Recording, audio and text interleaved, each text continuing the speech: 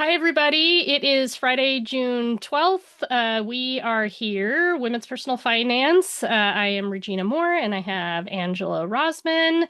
And we are with Kenya Joseph, co-founder would be the right title, Kenya, of Hearts and Hands Food Pantry. Kenya is one of our friends over on Threads, and we are excited to learn more about how Kenya came to be in charge of and running a food pantry and the backstory there, as well as get some more insights on her perspectives for community care, mutual aid, and just showing up in and for your community. These are interesting discussions that we like to have a lot that are adjacent to, but not always really focused on when we're in money spaces. And we think it's a much bigger part of the conversation that we should be having more frequently. So we're excited to learn more from Kenya. As a reminder, we are not financial professionals. If anything specific about money comes up, we are just money nerds who like to talk all things money. This is educational and informative, but not financial advice for anyone. Angela, do you have anything before we hop over to Kenya? I don't think so. Other than before we started recording, we were talking about the fact that today Elon Musk is now our world's first trillionaire. And it feels very absurd, timely to be having a conversation about mutual aid and food pantries and, community care on a day that we have a milestone that none of us actually wish ever happened. So. Very much so. But welcome, Kenya. We're glad Thank you're you. here, and I would much rather have this conversation than to think too much about that man. So Oh, absolutely. welcome. Thank you so much. Thank you all for having me. I got started, oh gosh, 9 years ago. We're barreling towards our 10th year. My food pantry started as an idea. Literally in the end of 2017, right after the holidays, that time when there's nothing on TV at all and you're like flipping channels for like 3 hours. My mom was visiting me and we're sitting on my couch flipping channels, and my mom is really into like HGTV and like house shows, and she actually does those things. Like she restores furniture, she's sold pieces, she's an artist through and through. So she's flipping through most of those channels. We found this channel that had this show. We at first couldn't figure out what was going on, but as the show went progressed and we were like, what's going on? It's an extreme couponing show. But what was interesting about this particular episode was that there was a family. So this whole family, three kids, two adults, scrambling, doing all this stuff, accumulating all this stuff. And at first, your instant reaction is like, oh my gosh, you don't need all that stuff. What are you doing? But as we find out in the story of this, they're doing this because the family is friends with another family that lives on their block that has five kids. The dad lost his job and the mom was a stay-at-home mom. So they basically rallied their whole family to learn how to do this, learn how to do it effectively and make it work so that they could provide for that second family on their block during the time in which the dad was unemployed. And that was a really, really cool and surprising thing to see. And so in the midst of watching that, my mom and I looked at each other and we were like, we could do that. And then my initial immediate question to her was, why just one family? Like we could do more than one family. So then my mom's like, yeah, why one family? And I was like, well, that's not that's something else. And, I was like, that sounds like, is that a food pantry? Now, context. Prior to my work in this space, I was in corporate finance for over 15 years. I worked for a Fortune 500 No wonder we vibe because you get the yeah, money stuff too. yeah, in luxury hospitality. So I worked initially for like hotel groups, nightclubs, restaurants. I'm from New York. If you can't hear it, it will definitely come out at some point. And so I worked in that space for many years, and honestly, I loved it at the time. But again, that's a time period that we can never get back. And honestly, a part of my career, I recovered, but a part of my career got decimated by the 2008 crash. So in that time of my career, I volunteered in different things just because, I care about people. I'm interested. I am a news hound and a nerd. I got to volunteer with the World Food Program through the United Nations, and we went through military escort in the hills of Nicaragua to bring people food. And so that experience stuck with me, but it wasn't like necessarily a defining experience on giving. This new idea that came to us in 2017 was like, oh, we've got to do some research. We got to do some homework if we're serious about this. So I started researching it, researching food pantries. And honestly, I couldn't find that much. And I'll say something else too, candidly. I couldn't find that much that I was impressed with. At that time, my mom was part of a very large church. This is a congregation of over 1,000 people. She was trying to bring me into it. I was rather resistant and partly participating because my mom, because I love her, but not really feeling it.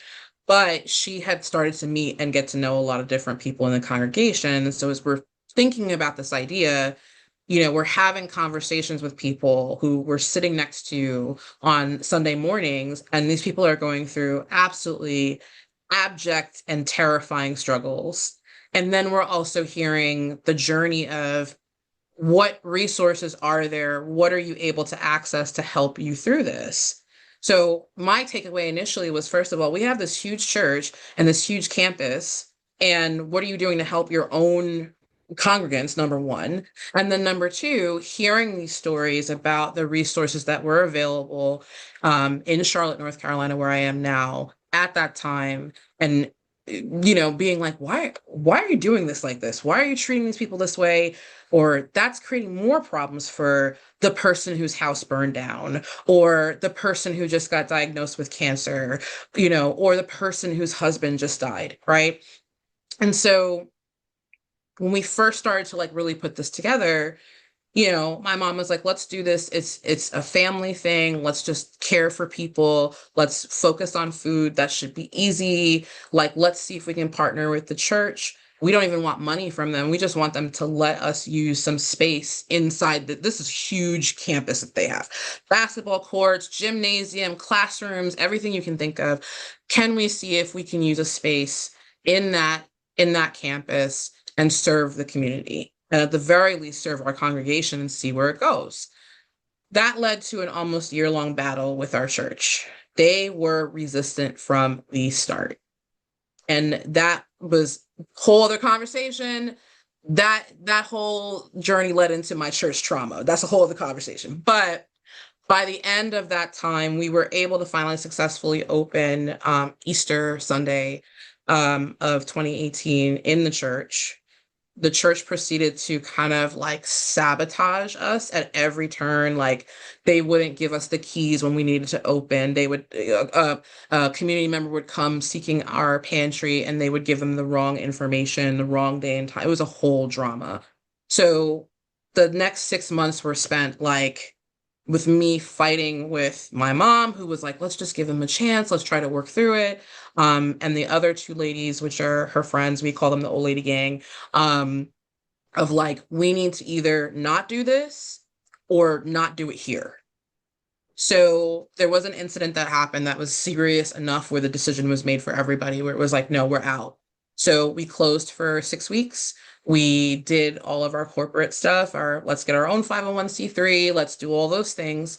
And we got our first commercial space. And our commercial space was in the first northern suburban town outside of Charlotte, which is called Huntersville. And we opened there right at Thanksgiving 2018. Beautiful experience. And we started. And we didn't know what we were doing. I mean, we did to a certain extent in the sense of people need food, let's provide that for them. But we were also in an interesting situation because with all the fact finding that we had done prior of like what resources are available, what are people's experiences with that, we heard the same stories. People just, the pantries that exist, they just shove boxes of food at us. We can't use any of this. All this stuff is expired. What's the point of giving it if we can't use it? There are no fresh items. The workers are rude. They want pay stubs for me. I just need food for, I'm in between jobs. I just need help. So we're hearing all these stories and we're like, okay, we're not going to do any of that. That's what we're not going to do, right? And so what that did for us is kind of start operating in a way that was at the very least an antithesis to everything that was there. We are not asking people for income requirements. We are not asking people to prove their citizenship. There is no proselytizing here. We are not just shoving boxes of food at people. People can come in and choose what they want and what they need and what they like. I'm a huge stickler for that. Like, just because you're in a crisis doesn't mean you lose your dignity. Like, if you like Snickers and I have it, I'm going to give it to you. Like, it doesn't make any sense to like police what people, anyway, we'll get to that. So what really put us on the map, obvious for a lot of organizations, was COVID, right? We went from serving maybe 25 to 30 families a week to 500 Whoa. in the space of a week. So what's crazy for Sorry, me could you is repeat those numbers again? Because that just kind of 25 to 30 families a week to about 300 to at one point 500 families a week. And it was crazy yeah, because okay. again, Yeah, my brain was this like, is wait a minute. That yeah, and that it was number nuts doesn't because the running our pantry before COVID, there were five of us as the founding board, but really four of us were on site. One of them was in a university program and couldn't be there all the time, but she was part of the decision making. So outside of all of this work, I have two small businesses. I have a product business, and I have this is new. I started this last year. I actually do business and nonprofit consulting on top of it. So I had my business, and was in New York um, meeting with the parent company of Coach. They were doing something in the Black creator space, and I was part of that. And I'm staying at my sister's in Brooklyn. I'm telling my mom, I'm like, New York is shutting down. They already announced it. They're going to shut down next Wednesday or whatever day it was. She was like, they won't do that here in Charlotte. This is South. And I said, they're going to shut down. No, no, no, no, no. So I left New York on a Tuesday morning. That next day, it was announced that Charlotte was going to shut down on Friday. And so Charlotte shut down, and we weren't at the time open on weekends. So now it was like, okay, this is a whole new situation for literally everybody. Nobody knows what's going to happen. And our first thought is people are going to need so much more than they ever did before because we're shutting down, but we're shutting down abruptly and with no plan, right?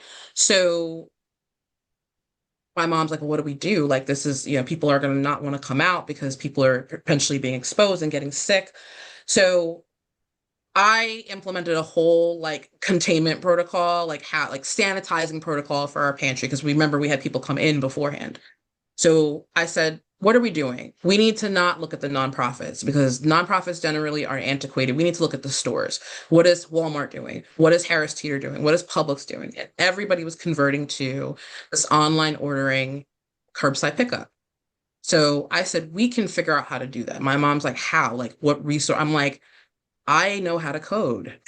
So we're going to figure it out. So I locked myself in my office that weekend and I pulled all these different apps and tools trying to figure out what the best thing was. And we created a system where clients could order from us for free. Of course, we're pantry, and then also set their appointment to come and pick it up. That's what saved us with having a tiny volunteer staff to be able to do that. At one point, so our old facility, the one in Huntersville, is on a fairly major artery, but again, this is North Carolina, so an artery is still one lane each direction. So at one point, by the time we got to like June of 2020, the fire department had to come and direct traffic. We had lines blocking traffic all over the place because people were coming to us. And the thing that was so illuminating in that situation too, I mean, you know this logically, but to actually see and experience this, like we had clients that would sometimes get into arguments and ideological fights with each other, in our parking lot because one person is coming with a beat up, broken down car that can barely make it, and and you can tell they're struggling. Behind them is somebody coming for food in a Maserati. But people don't realize that the Maserati is the only thing they still have. They've lost the home, they've lost the business, they've lost the income. That's their transportation. We saw so many young 22 and younger women coming to us in luxury cars with 3 kids, and their husband left them, and all they got was the house, which they don't know how is paid for. They don't know the mortgage situation, and that car. And they need to feed their kids, and they don't have credit cards, and they don't have stuff in their name. We saw so much of that. Um, and so, in going through all of this, of course, we had to scale our operations appropriately and as quickly as possible. Fortunately, I have a absolutely killer team, and, tooting my own horn, I have a lot of business experience. And so what I say to people now who ask us, how have you been able to do all this? I say we are a charitable giving nonprofit, but we're really a tech company, because that's what gives us our efficiency. That's what allows people to self-serve with us. That also allows us, when we're actually serving them, to actually care for them. We don't just hand you stuff. Like, we're going to talk to you. How are you doing? What else can we do with you? We want to hear, because if we have a partner, if we have somebody who can help you with some other aspect during your crisis, then we're absolutely going to connect you. So many organic conversations have led to, we've gotten this person medical care that they didn't know was available to them, and they've been sick and suffering for 2 years because we know, the director of a free clinic that is not well advertised, but they do great work, right? Or, we find out that a child that they have is autistic, and they don't have the services that they need, and there's 5 people I can call who will help you and help you navigate that. We have such a higher duty of care in the food space than people realize, because in the food space, we see every kind of problem, anything you can think of: domestic violence, um, prolonged and protracted job loss, death, illness, chronic disease, everything you can think of, we see it. So there is a responsibility in a certain way also, not just in providing food, but also to be a referee, to kind of get people the other pieces that they need, and also to vet those other pieces so that we're not sending them to places that won't care for them or treat them as a number. And I said a lot, so I'll stop. Oh, we have a question from the audience. I don't know if you were muted, Angela. Let's see what that No. was real quick. Someone asked, how did you increase funds so quickly with that huge jump in demand at the start of COVID? Or not necessarily just funds, but like briefly, like how Yeah. did you scale? Period. Like, that's a huge So increase. I'm a shark, first of all. But secondly, so from our first year into 2019, we all used to have, when we used to do our little operational meetings, all of us, these are folks that I've known for years. So we talk very candidly and openly and casually. And we all started by like June of 2019 saying the same thing every meeting, like, something's coming, something's coming, something is coming. And for me, in my workflow of doing all of this, was really like, okay, we've got to turn our attention from just being something smaller and community supported. For the first 2 years, we self-funded. So all the families that we served for the first 2 years, about 90% of their food service came from my pocket or my mom's pocket. But in 2019, I started to really focus and kind of shift my life also, and throw myself in to starting to research grants, starting to understand that process better, and hate it immediately, of course, but also like, okay, you have to compete and you have to get over how you feel about that. And that paid off in a very interesting way, because I want to say September of 2019, we got our first corporate donation. We got a massive donation from Food Lion. And we, in addition to the funds weren't that dramatic. The funds were like $2,000, but they donated an 18-wheeler full to the brim of food products. And then they sent us a team of 15 volunteers that came and like set all of that product up for us, built new shelving for us, did all these things. This all was completed by like mid-October of 2019. And we're like, good, we're going to be Dang, good we're like, timing. right. And we're like, yeah, we're going to be good for like a year, and we can grow and we can figure out what we're going to do. Nah, no. the universe provides. And come, 2020, we were like, okay, so this is why we got this. But it did put a target on my back. It did put a fire in my back of like, okay, you have to find funds. And it is the part of my work and my world that I hate the least, obviously. I mean, I hate the most rather, is trying to constantly have to sort funds and compete in that way. But especially after all these years, knowing and always carrying the responsibility more or heavier than what I personally feel, it makes it so that I can continue to go on. We are constantly applying for grants. We have a fundraising challenge event going on right now online. $10 for 10,000. We're trying to raise 10,000 to do some specific things and bring back more produce into our pantry. We partner directly with and buy from local farms in our area. That is a big thing that we started from in the beginning. That's also a thing that sets us apart in our whole region. We're like one of the only pantries that sources directly from farms.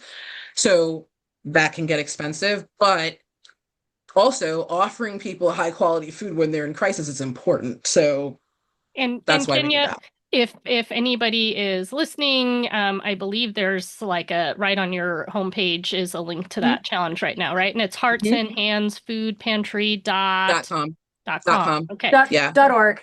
I'm Or looking at, right? Oh yes, Or we yeah, have both. okay. there's a Yeah. redirect either way. I added the link here in Zoom, Thank but you. for folks who are watching later on YouTube, I'll put a Yeah. link in the description too. And I'll throw one more quick thing about that. And if you're one of those people, and it is okay, there's no judgment. If you like to put your money and get something back immediately, we dropped our first merch. It is the cutest thing. It is a mug. It has our mission on it. Food is a basic human right. It's a really cool mug. We drop ship it. So if you order, it'll come right to you. And it is priced in such a way that there is a nice donation attached to it for us to do our work. So if you want a mug, you can do that too. So Kenya, I'm curious, like to weave this in a little bit on the WPF side.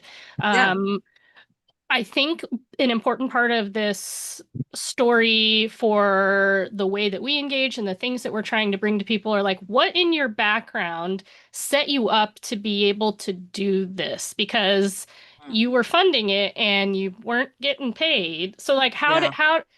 one, like to see the need, to be comfortable enough to like take that leap to try to do it and to be able to put in your own resources to make that happen. Like I Mhm. feel like that's where like for a lot of people it's like the well must be nice to be able to do that.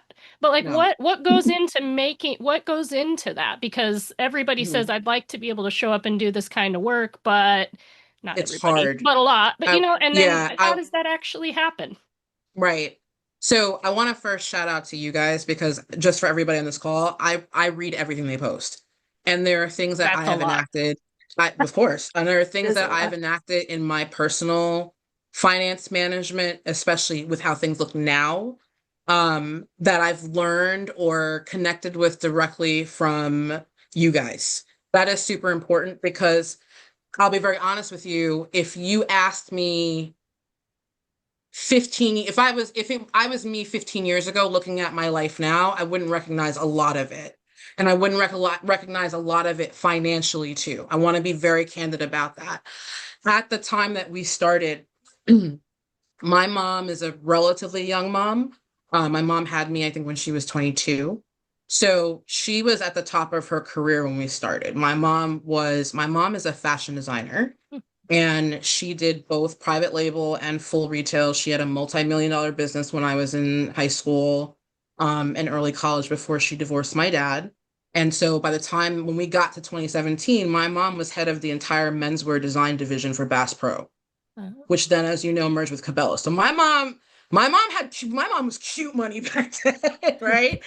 And for me, I had just finished another degree program at UNC Charlotte.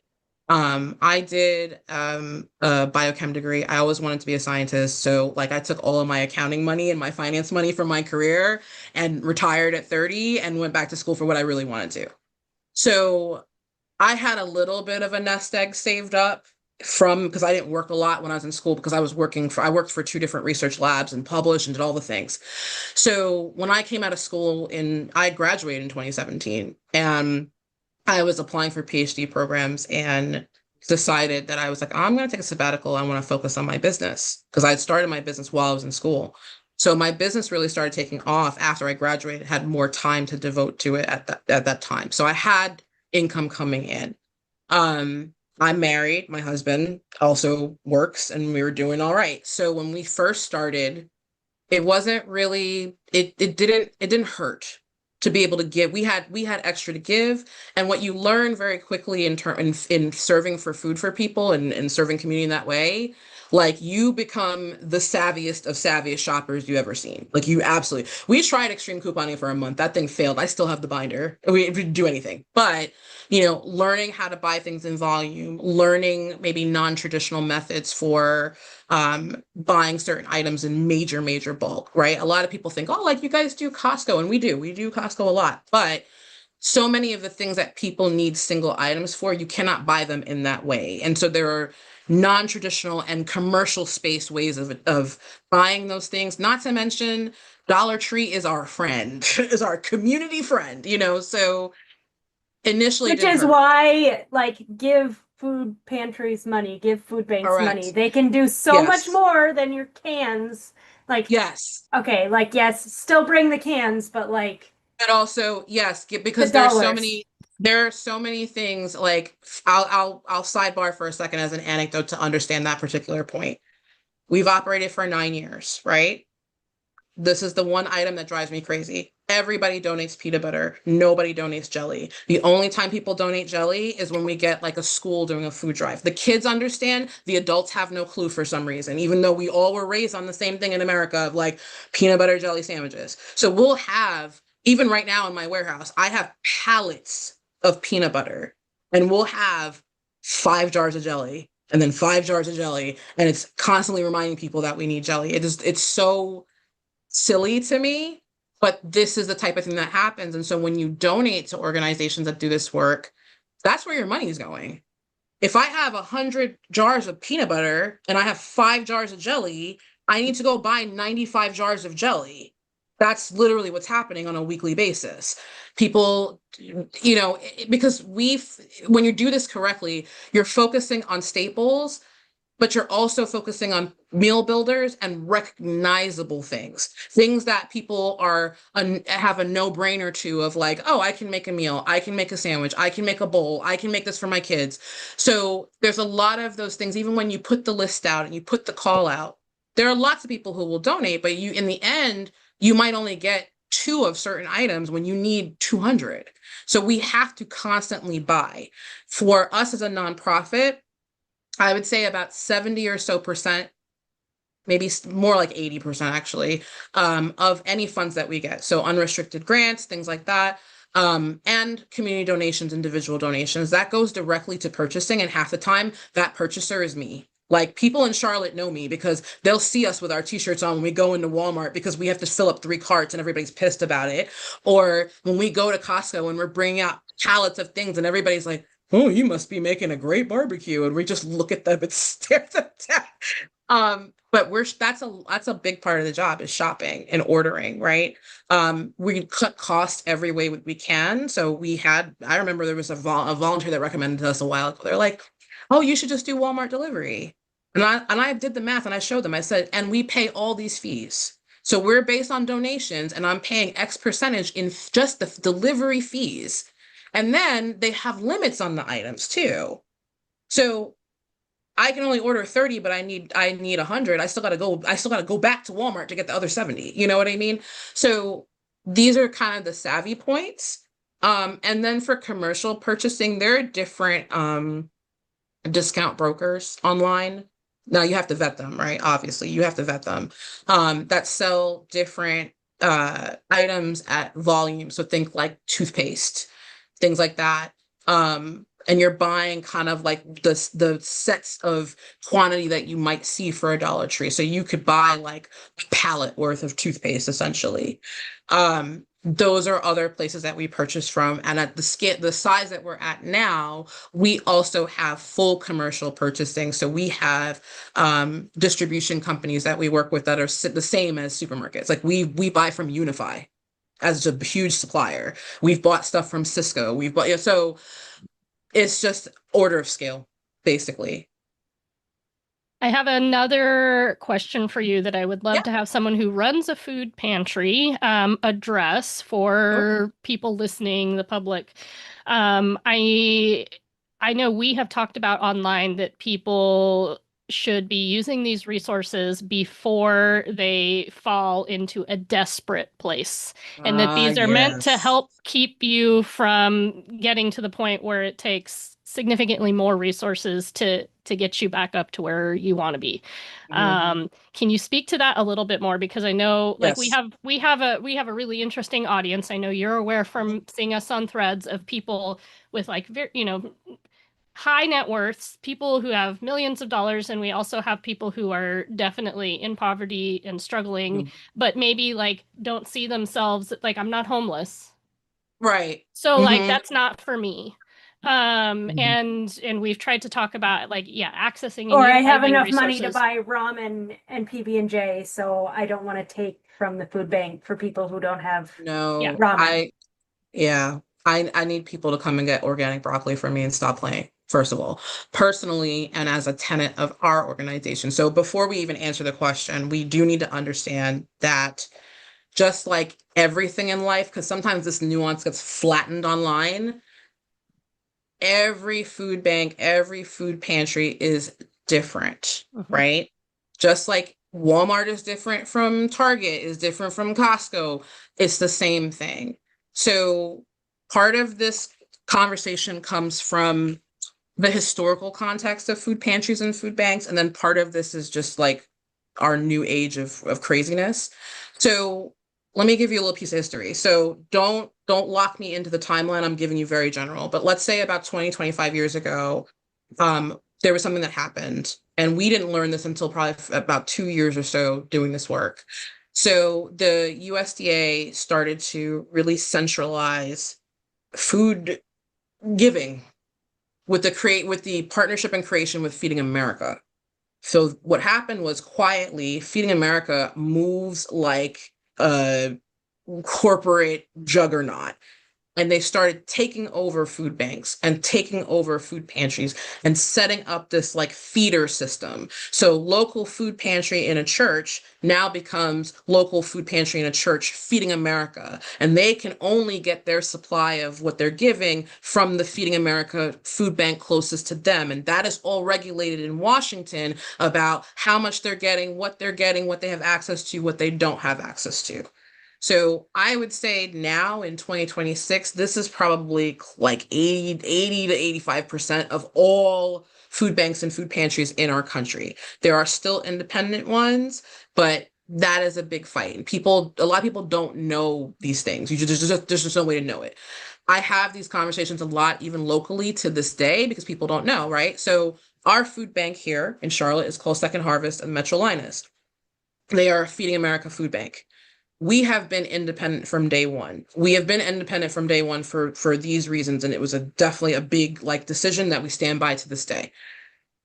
In the beginning of doing this work, we knew nothing about this. So when they came to us. We were just like, "Hey, we opened, and we think we're talking to like 5 blocks around us." And all of a sudden, we get this scary email. Second Harvest in Metro Lina, we see that you've opened a food bank. You need to do this, this, and this, and register under us. Here is what it's going to cost you. Here's what you're going to get. And we're like, what?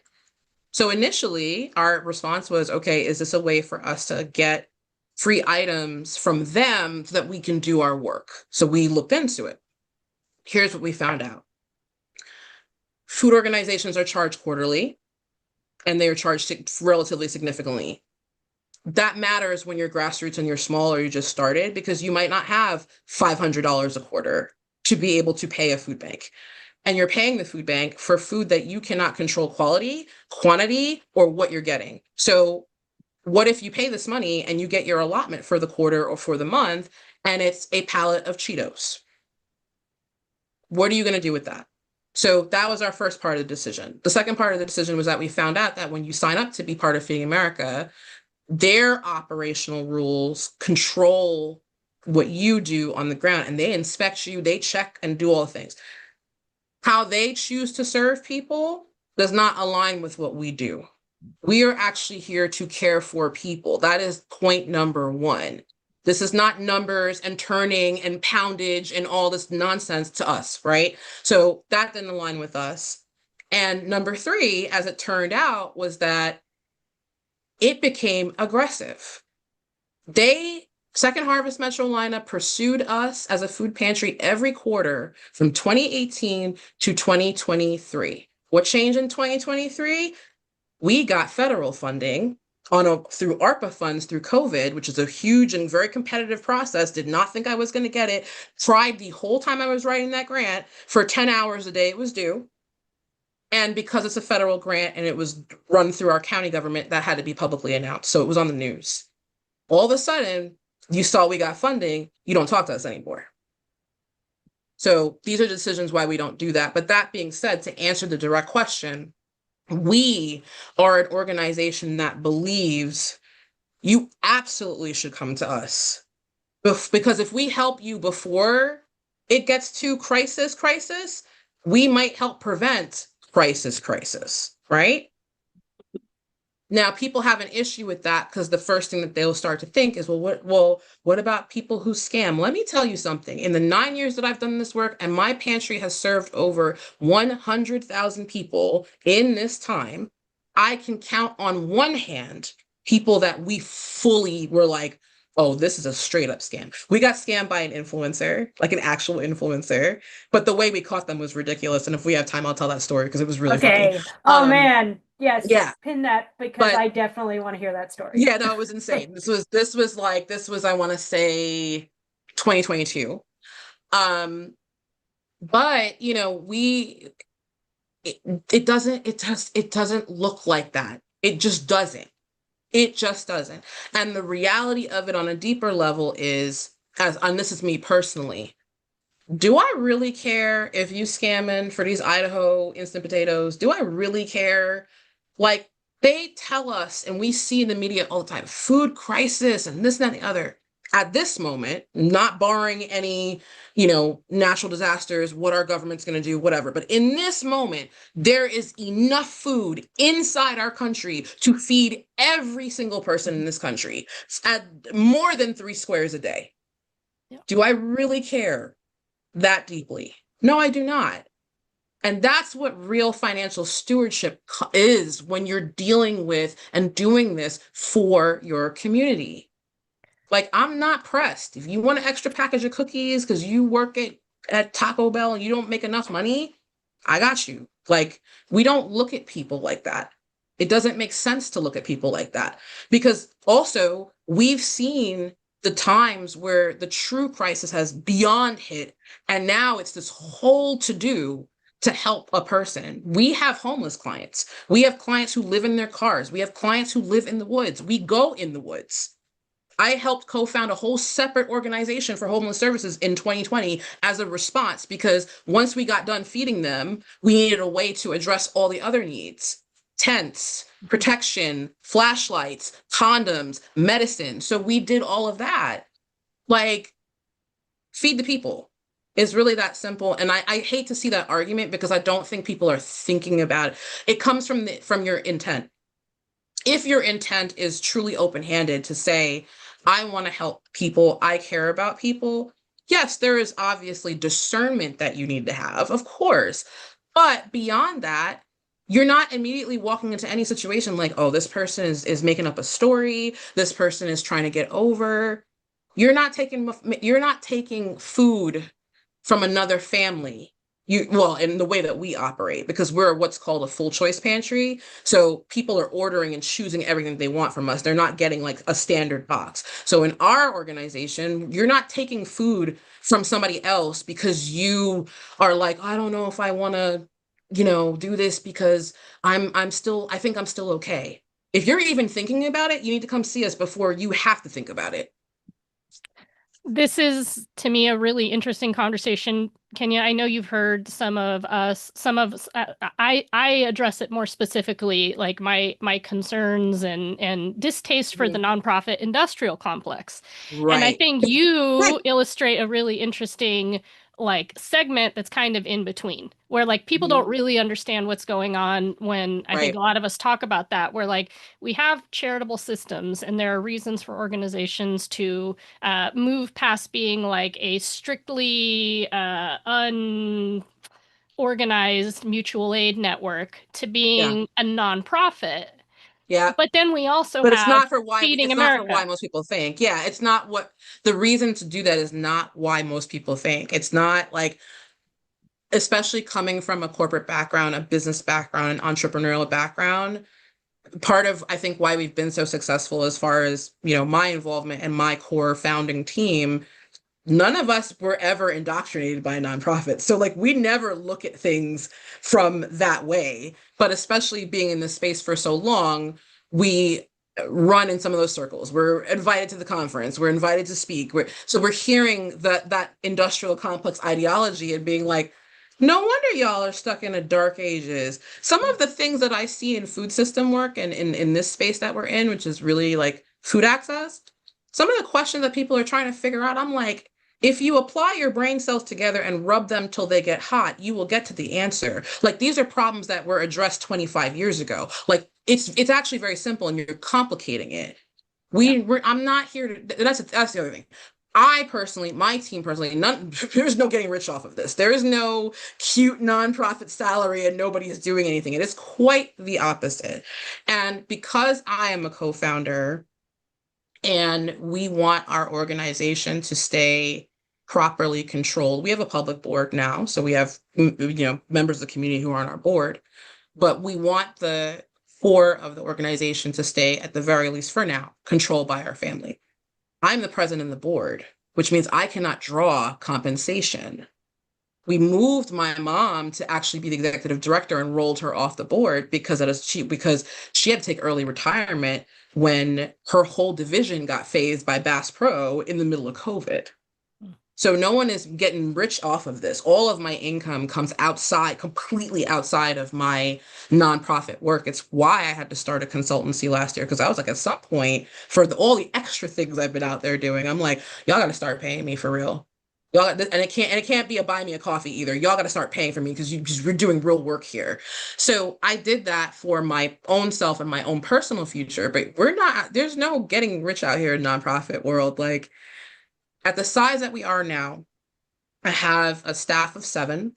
I have a core volunteer base of about 15, and then we pull other people in when we have like special events or much bigger things that we do. And we do a myriad of things. We have a mobile pantry service. We deliver throughout our entire county. We serve in 2 states. We serve in North Carolina and South Carolina now. So when we partner with organizations, like we'll partner with a clinic or the medical mobile units and things like that and do food giveaways, then we might do a call for volunteers. Hey, come out and help out on this day. But for our core, it's pretty small. Yeah. And it always stresses me out as the officer of our organization too, even though I know the things to do of like, your story and you know what you've been able to accomplish, but also the world is looking at you like, well, how much is your payroll compared to what you're doing? Because in the nonprofit world and in the public's perception, there's also a perception that the public needs to reconcile that you think that all these things should be done for free. Like how? So like even from grant perspective, right? Applying for grants, being competitive in that way, right?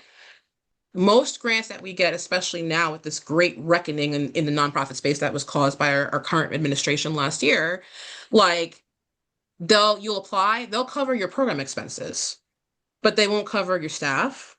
They won't cover any other costs to execute whatever you're trying to do. You have to be very creative to figure that part out. And this is where it can be tough. And I don't say these things to dissuade anybody from trying to move into this space. It is one of the highest forms of altruistic calling. It is also not for the weak, and I would rather somebody be fully prepared and fully eyes wide open to endeavor into this because it is a jungle. And you wouldn't think that it would be. You're like, yeah, we're helping the kids. You see the billboards, you're like, oh my gosh. For example, when I explain to people, you see those billboards for our food bank on our Interstate 77 here, right? And you take your phone out and you type the little text number and go, I'm going to give $10. That $10 goes to pay somebody's salary. It does not go to buying food because the food that is supplied comes through at a cost share from the USDA. So what are you donating? When you send me $10, I have bought apples for a bunch of people. You know what I mean? Like I've done all these things. We actually, with the size that we are and the infrastructure that we have, we segment our funds. So we also can have it where all individual or family donations that come through our donation portal, that doesn't touch even our operating expenses. It doesn't touch our utilities. It goes straight to food. We reserve our operation and our utilities expenses for grants and corporate giving. Now that's an insider play and that's a best practice of sort, but it's just something that I knew to do from jump because I was like, no, I want people to be able to see what they're investing in because it's so important for us to properly steward these funds. And that is challenging too. Full disclosure, 2025, Great Reckoning, all this funding dries up. There was a program that we were part of. It was a national program that has like a nonprofit in each state that administrates it. And what this program does is it provides funds to that central nonprofit in your state. And that way they give an allocation of funds for your food providing nonprofit to source from local farms. This program was designed actually not with food access in mind, but to save our small farmers with giving them another source of income when all their business got killed. But it was a fantastic program. We moved hundreds of thousands of pounds of most of our produce got picked that morning. Like this is stuff you can't even buy in Whole Foods. You can't buy this in the store. Amazing things that we're providing to families. We in Charlotte, we're the largest nonprofit allocation in our area. That program got killed by Brooke Rollins, head of USDA, when she came in as part of Trump's cabinet. And that left a $300,000 hole in our budget. I feel like that's kind of what I'm hearing is like, yeah, we talk about how everything is money, but also Mhm. like you can use the same conversation that everything is food. Like, Yes, it just, exactly. Yes, exactly. Yeah. So when I say this is all not for the faint of heart, I really truly mean it in the biggest way. Like there were months in 2025 we couldn't pay our facility rent. I have a 7,000 square foot warehouse. Here's the crazy part. When we found that warehouse, we got our original space in Huntersville. We got kicked out by our landlord because he saw all of the apartment developments going up and he said, I think I can get more for this space. Our space was an unfinished raw space that was about 1,200 square feet. He wanted to raise our rent by 350%. I calculated it. And he was serious. And he did crazy things to us, like lock our garage storage when he wasn't supposed to. Like we had to have the police come do the locks. We had to get our lawyer involved. So when we found our warehouse was literally SVU crime scene when we saw it. It was this listing that had been sitting on the market for like 8 years. It was the scariest place you've ever seen in your life when we went into it. It smelled like the underside of the New York City subway. It was horrible. But it was huge. It had a full loading dock, private entrance. It had a reception area. It had cordoned off rooms. And somehow universe made that happen. And as we find out, when we started talking to the landlord before, like as we were negotiating, initially the landlord wanted a tenant who would come in and pay for all of the work to be done. He was like, you can have the space at this low rent, but you have to renovate it to whatever you want to do. We told our broker, we were like, listen, you need to go back to this guy. You need to tell him what we do. We don't know if these problems are structural or just aesthetic. Like, we don't know the first thing about what has to happen here. So he went back to the landlord. It turns out the landlord is on the board of a food bank in Minnesota. So when he heard about what we did, he was like, we're going to do the work for you and we're going to keep that rent and we're going to amortize it and you're good. So we have a long-term lease in that space and it was great. So when this all happened in 2025 and we couldn't pay our rent for a few months, they like didn't even bat an eyelash. They were like, we'll just send you the statement.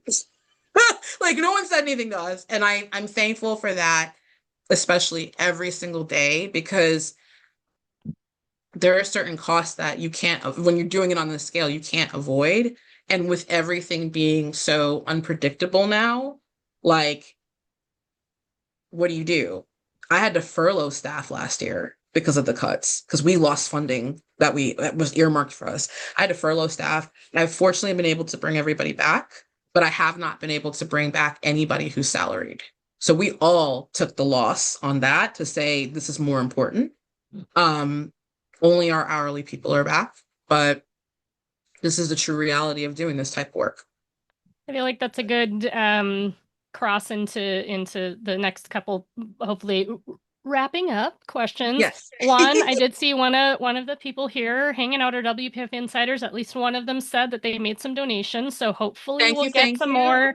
This is my direct call out for people who are watching, that these are the types of organizations that we love people to support. So feel free. Yes. Plus, Kenya's cool, and we just like you. So we want people to Thank support your work, you. which Yeah. includes, can you also drop a little information about the consulting you do? Because you've like been Yes. through it on the nonprofit side. And for people who might have curiosity or looking to do some more, community impactful in the Mhm. community projects, if Yeah. they wanted to work with you, how Before would they that do that? Sure. too, before that, Yeah. real quick, I also want to say when you said also like that this isn't for everyone, this isn't for the faint of heart. The point is that we need for every one of you who is doing the like day-to-day stuff, we need the people who are working in other jobs who have the money to fund these programs. Like, not everybody Yes. needs to be doing this full time. So, like, Yes. we have a lot of people who really struggle with like making more money, having more money, growing their wealth. And part of that is that, when we say, nothing bad happens when women have more money, like, nah, not exactly. But nothing bad happens when people in the WPF community have more money, because the Hmm. people who are here are doing good things with their dollars. They are figuring out what is enough for them, and then they are figuring out where their money can go to have larger impact. So like if you are Absolutely. here, if you are vibing with WPF, like if you like resonate with what we're talking about, you are the exact kind of person that I want you to have more money so that you can have a stable life, and then you can help fund programs like Kenya's. Like, we Yeah. need those people just as much as we need the people who are doing the day to day. Yeah. And I also want to say too, to that point, like for us, that funding relationship should be. So I can't speak for anybody other organization, but for us, that's a partnership, right? Like we are responsible to you to show you, what we're doing with the money that you provide, number one. And number two, being available, ask all your questions. We're open book, talk to us. And also know that another currency that you have available to you when you are financially stable is time. If you have expertise, if you are a person who got a public health degree way back when, but you've pivoted and done something else with your life, but you love teaching children or you love creating educational content, like please reach out to me. We would love certain campaigns to be made. I literally don't have the currency of time. So partnering with people in those ways is also something that makes all of this happen. Um, and it's super valuable. All right, give us your consulting info. Yes. So my consulting company is called The Mitigator Consulting because Mitigator was my code name when I was in finance. I was the person who came, I was the cleanup crew. I know how to make things work. I'm a systems thinker and a systems builder. And so that's where all that came to be. My website says coming soon because I have clients independently without having to do that work that annoys me. So it's themitigatorconsulting.com. I do all of my consulting work on ad hoc. I think that's important because every project looks different. Everybody's needs look different. I really focus on not just executing something for somebody, but empowering them with understanding how and why what they're trying to accomplish is important or why we do it a certain way. Here is all the information. So a lot of it is also educating too.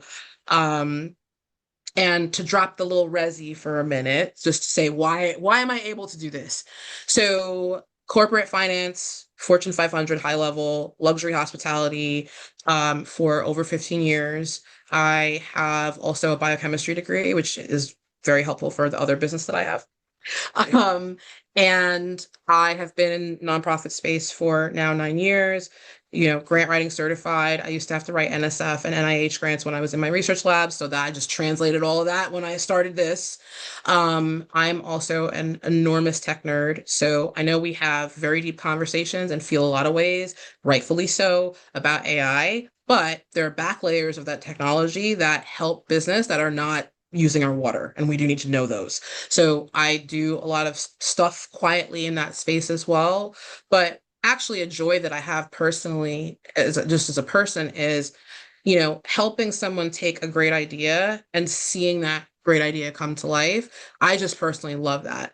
And so I take all my expertise in what I've done in food system work and focus it in that type of consulting, because in addition to my food pantry, I am also the board chair of the Charlotte Mecklenburg Food Policy Council, and I've been that since 2022.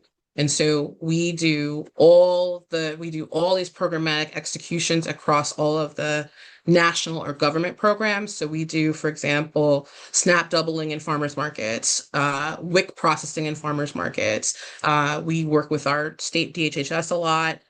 We do a lot of policy work. I have a bill on the General Assembly floor right now for funding for our food system. So I do a lot of advocacy and yelling at politicians and light lobbying, because 501c3, gotta be careful. You need a 501c4 for lobbying, but that type of work. So I bring all of that expertise and life to my consulting. I have some really cool clients right now doing some really cool things. One of them just released a book. I'm so proud of her.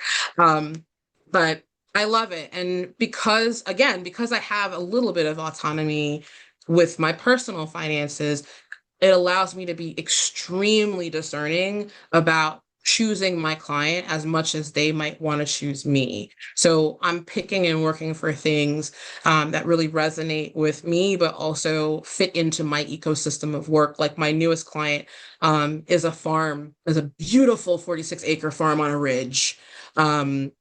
Owned by two people of color, but it's a legacy farm that's been around for like 300 years or something ridiculous, like when the town formed. And they want to transition to agritourism. So a lot of it, the work that I'm doing right now with them, is strategic planning and operational setup for how do you have farm to table events, make sure that all your safety guidelines are in place. How do you put your budgets together? Can we go after some USDA ag grants that could support the infrastructure that you might need, like hand washing stations or portable bathrooms? So we're doing all that stuff, and it's super fun.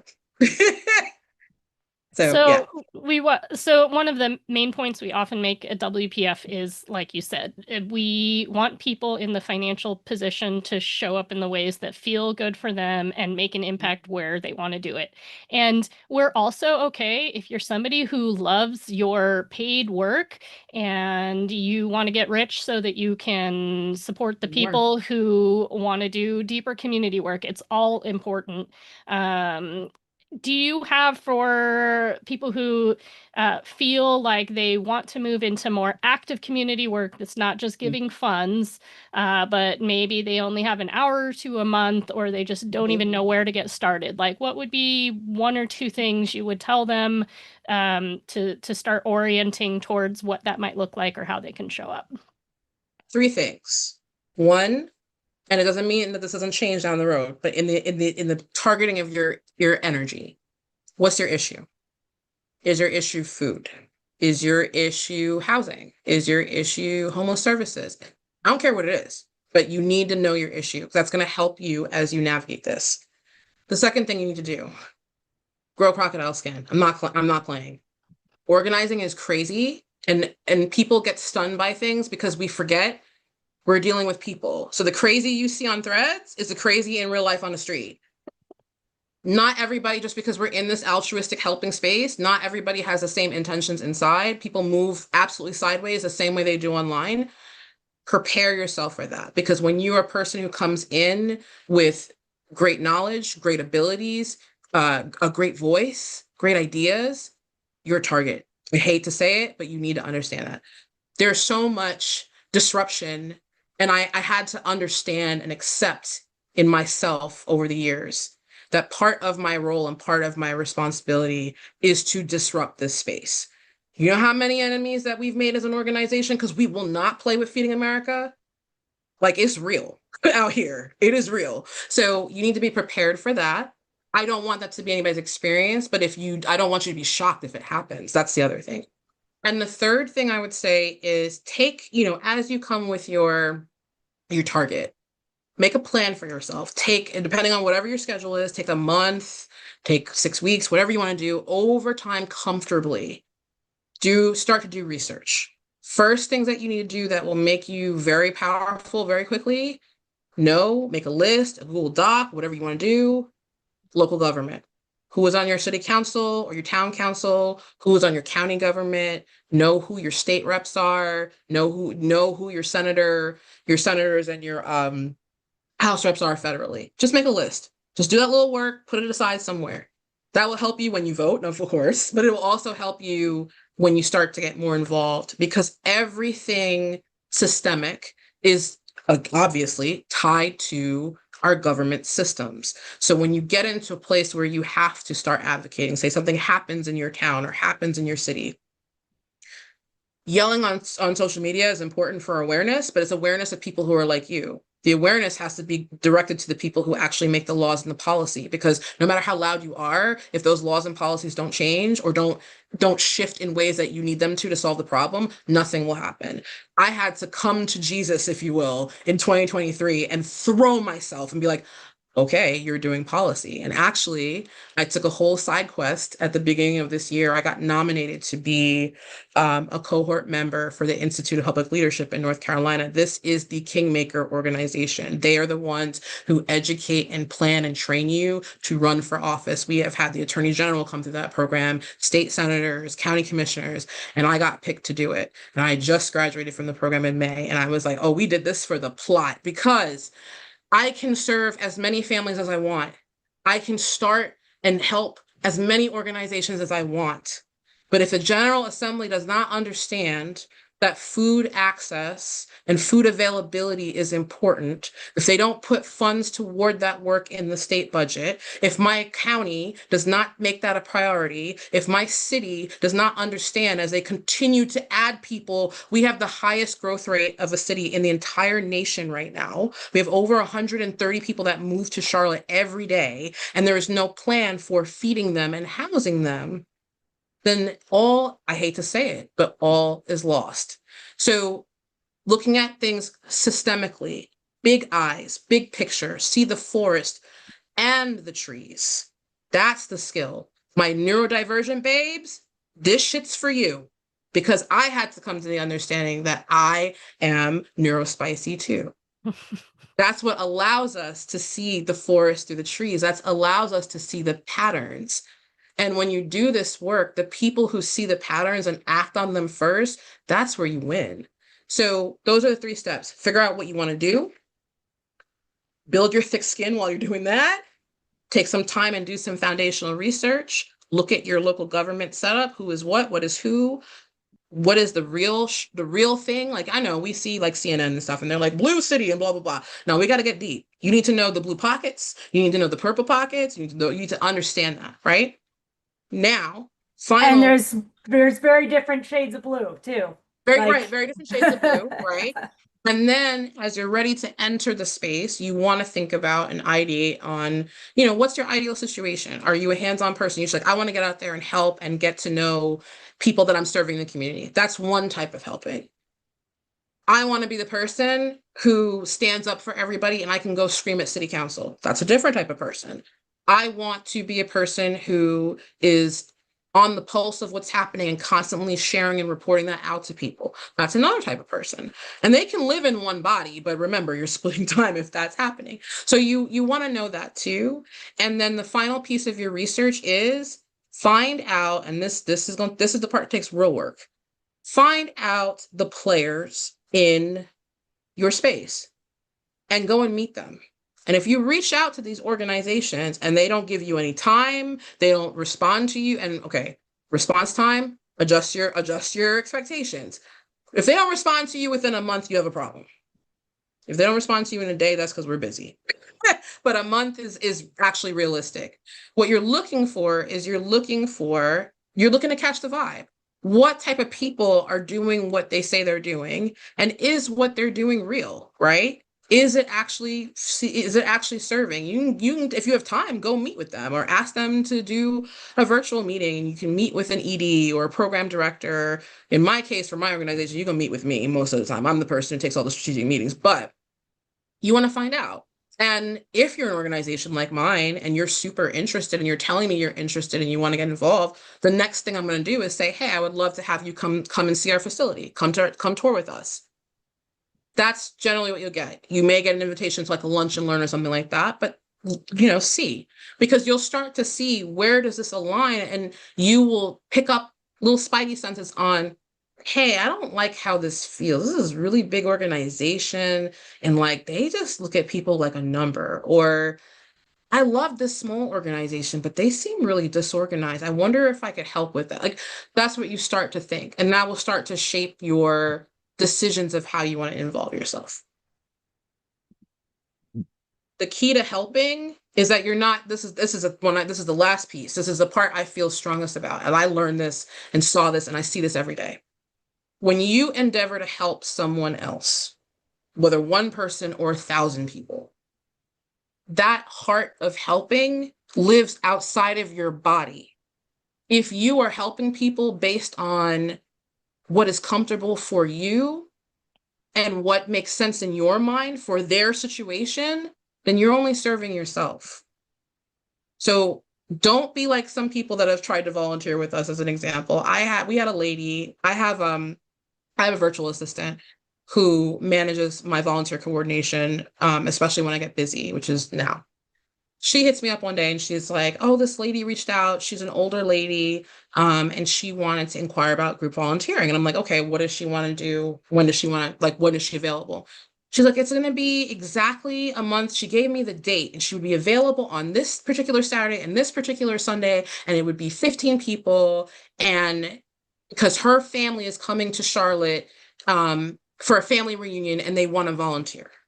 So already my whole like, So I'm looking at the calendar and I'm like, those dates don't really work. And I would have to create like a special project for them to do. I said, I'll see if there's something that needs doing that could work. So then my virtual assistant comes back and she's like, well, here's the crazy part. This is what she requested now. She wants to know if they can do it where you all from the pantry come to their hotel and they can do something there while they're at the hotel. Don't do that. You're not helping.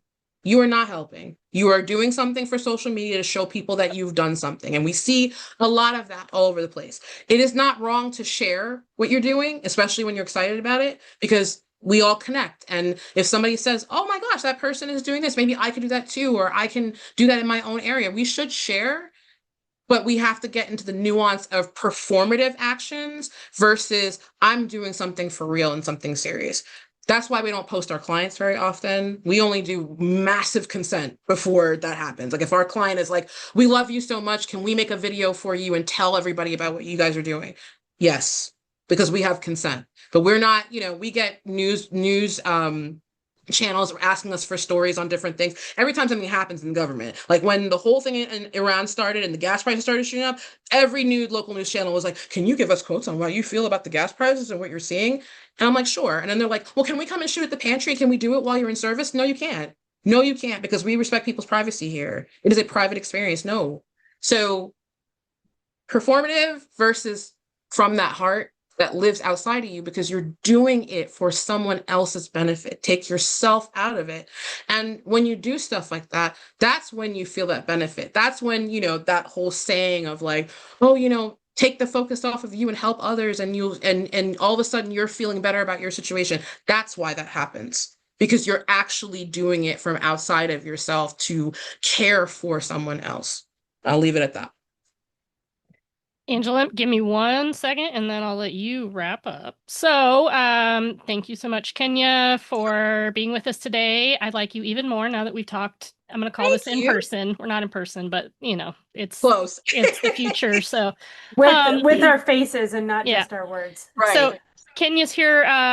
If anybody's watching this on the replay, here with our WPF insiders. This is our longest running community for women's personal finance. It's a place where people come together to talk money, all types of other things, and also where a lot of important decisions get made for our members.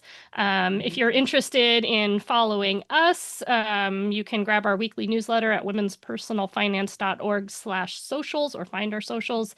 And if you'd like to know more about our community, it's womenspersonalfinance.org/join. I want to see if you have time to follow up on that influencer conversation or if we have to take that to Threads. That way, I can. I know, and then Angela can see if she has time, and for anybody in the audience, hang out if you'd like. Any wrap-up thoughts for you, Angela, before we hear the juicy story?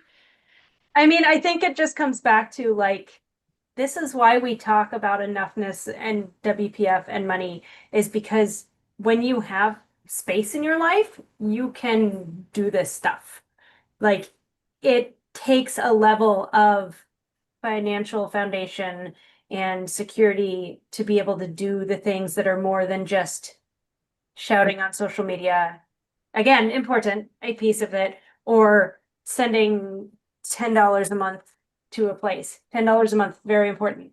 But if we want to see the big, like, if we want to see systemic change in our world, we need to be able to be like systemic changers. And that Mhm. takes bigger and more. And So, funds. It takes and money. funds, Mhm. it takes money. Yeah. So, No, it does. Absolutely. yeah. But Are you no, ready this for was the juicy wonderful. story? I'm so glad that you were able to join us today. Yes, and I do want to hear the Yes. story.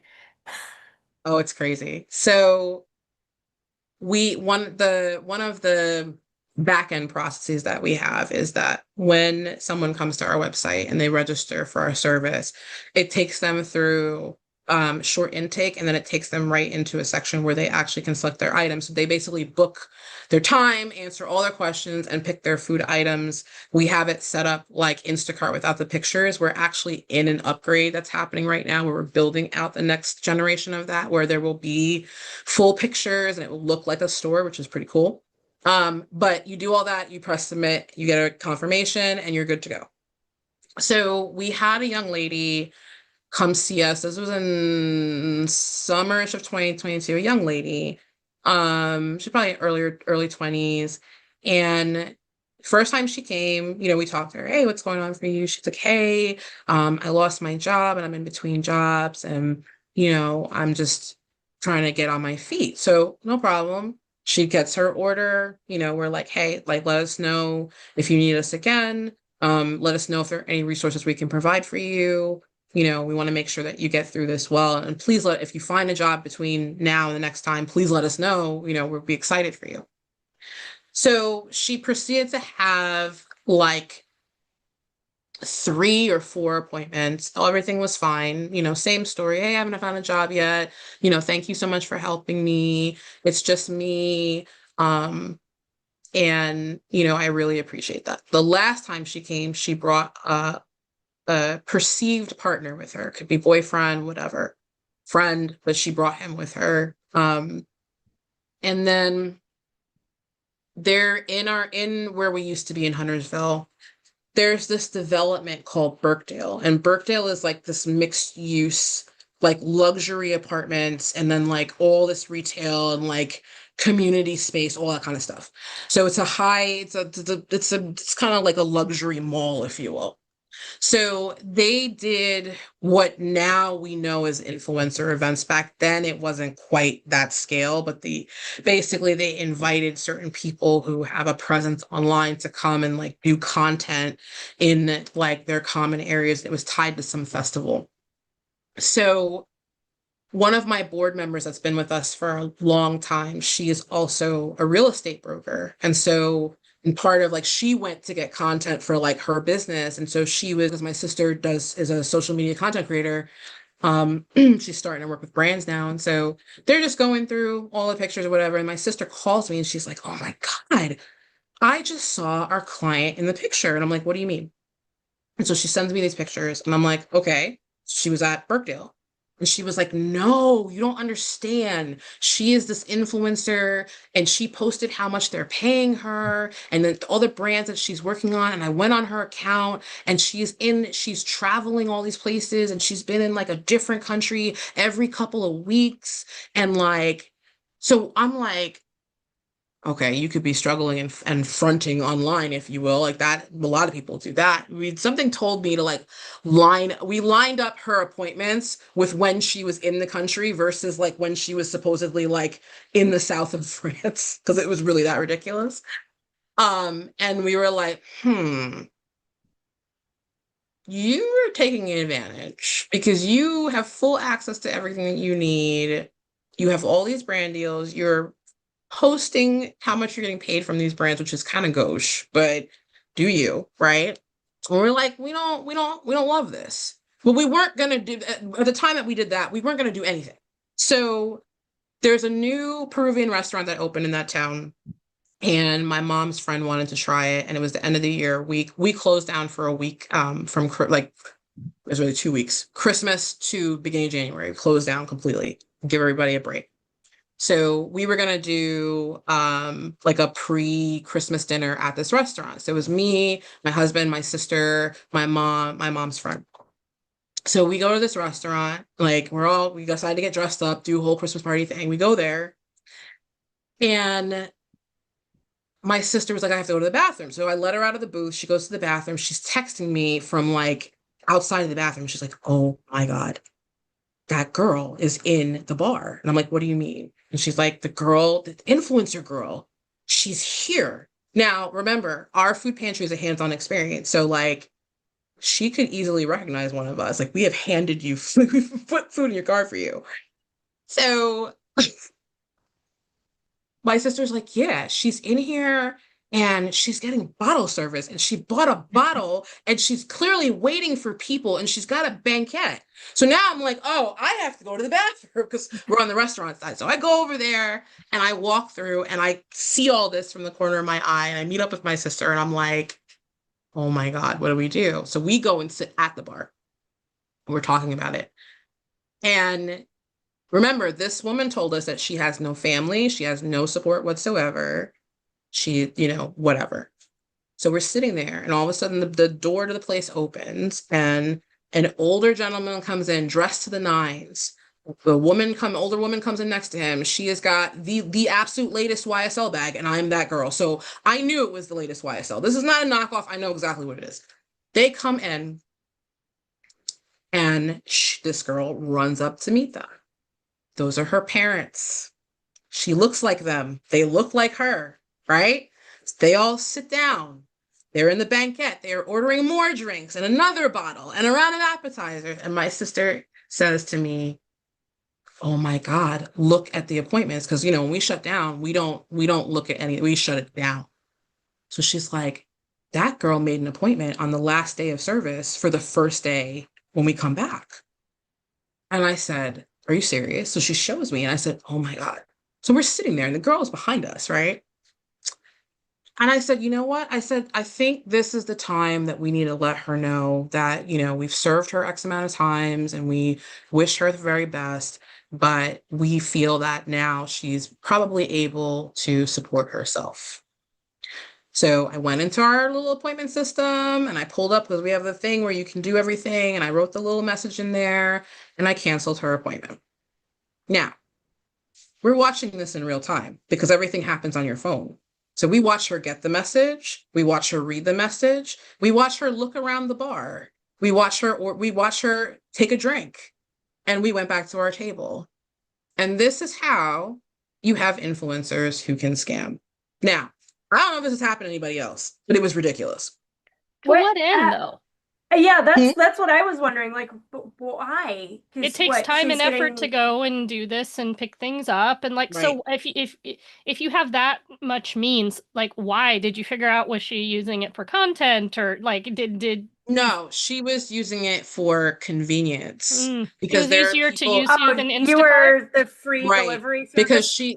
like she's one of those people, from what I understand now, she's one of those people who feel like is like, I'm going to game the system any way that I can to reduce my costs. I'm going to game the system any way that I can. And that actually was part of her influencing platform. Like, I'm gonna pitch this because I want a free room at this place, or I want free dinner at this place. This is what I'm going after. And that is kind of what that understanding, when we were looking at her stuff, that's what pushed us into, okay, we need to do something. Something, it doesn't need to be dramatic, but we need to do something. Mm. That's wild. Again, it's benefit of the doubt with people, obviously, for the most part. It's benefit of the doubt, right? Like, can you be an influencer who's struggling? 110%. I don't have, that's not the issue. But if you're, again, remember, we live in a digital world. So if your whole platform is like, oh my God, every dinner I had this week was paid for because I did this with this brand and I pitched this for them and I told them they better cover me because I'm an influencer. Now you know the type of person that Well, you're dealing with. and do that with the big Right. brands. Like, I no shade. If you've got Hmm. like if Yeah. it's a, billion-dollar brand and you can get Yeah. them to pay your meal, okay, but like, But you're doing don't it with go a to food the food pantry. pantry. Yeah. Right. Exactly. And so that was an interesting experience because, usually when people are like, well, do you get scammers? Have you seen people scam? I share the story of the Maserati with them and say, look, just because they look a certain way does not mean that they're not actually in real dire need, because you have to remember, like, what, if somebody suffers financial hardship, they shouldn't use the car they have because it's going to Yeah. make you feel away. That's ridiculous. But the flip side of that, discernment, right? It's understanding how people move, and that there are people who move in the world in really terrible and toxic ways. And if and when you find situations like that, you pluck it. Her face when we sent her that message was priceless. Like it's not even coming across in the story as I realize as I'm telling it, but it was just such an experience to be like, I am not thinking about work. I am in this nice restaurant eating my food with my family, and this is the craziness that's happening to us. And but you do have to watch out for stuff like that. And that is the case. Honestly, that's the case with everything. If you are, if you're a business and you sell products, you have people who will hit you for the chargeback. That's a scam. And In there. that'll screw you Oh, up. Right. So it's in the same ecosystem of that type of scamming, unfortunately. But other than that, we've really had very few issues. Most of the challenges that we have, and they're few and far between, is, and it's tricky to navigate this, but we do, is people wanting delivery service and demanding it because they think they should have it. Our delivery service, because we live in a very high density county and our insurance allows us to operate our truck in our county, and also small team, we have requirements for our delivery service as to opposed to our pickup service, which is open. There's no requirement. So people try to like skirt around that all the time because they think that they're entitled to it. And I've had to get on the phone with people and be honest with them and be like, look, we are not Uber Eats. We are not. So you're screaming at me about this, and you could have already ordered from Walmart. You could have already done it. You know? At the same time, I would love to be in a world, in a situation financially as an organization where we can fulfill every single delivery request. We are not Amazon. And that is one of the downsides of COVID, because that delivery option became so prevalent that now, you have two kind of sets of people that are in crisis with food. You have people who are brand new to that situation. They've been solvent their whole adult life, and then all of a sudden, catastrophic job loss. They have or some other situation. They have never been in financial pressing. Those are the folks that actually are the nicest folks, because they're you have to break through their layers of like being embarrassed. We are always telling people like, don't be embarrassed. We're here to help you. That's the whole point. Like, I've had people break down and cry because we've been kind to them. Like, just because it's like, we're not like, show me your papers, show me your check stubs. We're actually like, hey, how are you? And then people break down. So you have those people, but then you do have a subset of people who are generationally and subsequently in poverty inside the indoctrination of it. And especially in North Carolina, that is a thing. So you have people who are they're they're on government benefits. Their parents were on government. Their mother was on government benefits. Their grandmother was on government benefits. They are passing that apartment down through vouchers and Section 8, and that is what they expect. And we have had to tell people, first of all, we are not a government agency. That's one, right? So all this expectation and entitlement that you have is not it. Number two, here's what we can do for you, and here's what we can't. There is pushback in those spaces, and it doesn't happen all the time, but especially in a place like this, it does happen. And you will see that type of stuff in every single service area that is also has some type of government benefit floating through it. So you'll see this in housing, you will see this with low cost, no cost clinics, things like that. Nature of the beast. We do it with kindness. We are firm, but we're kind. And ultimately our goal is to always try to help. So there's a lot of negotiating. And I'll be very honest with you, just my heart, my staff hates me sometimes because I bend all the rules. Because they'll tell somebody no, and I'll be like, yeah, but we could just do that. Like, he's already going to that zip code. Like, just give him a one time. That's always and they're like, they make fun of me. They're like, yeah, I'm just giving him a one time. Okay. But that's what happens. All right, Kenya, thank you so much for coming. Thank I feel you. like we could maybe set one of these up for some point in the future and talk for a Sure. long time. So, Yeah. appreciate you giving us some of your time today, Of and course. we will let you know when this is ready to go in case you want to push the recording out for anybody who you want to share it with. I absolutely will because I need content because I am on LinkedIn against my will. But if you all want to know all the things that I do keep my LinkedIn updated Do for you want that to send because that to us too? We can put that in the yes, description for the YouTube too. yeah, I can put it in the chat right now. Okay, great. Um, LinkedIn.com. Oh my gosh, I All can't right, even I'm gonna type. go ahead and kill our recording. Yeah, and we'll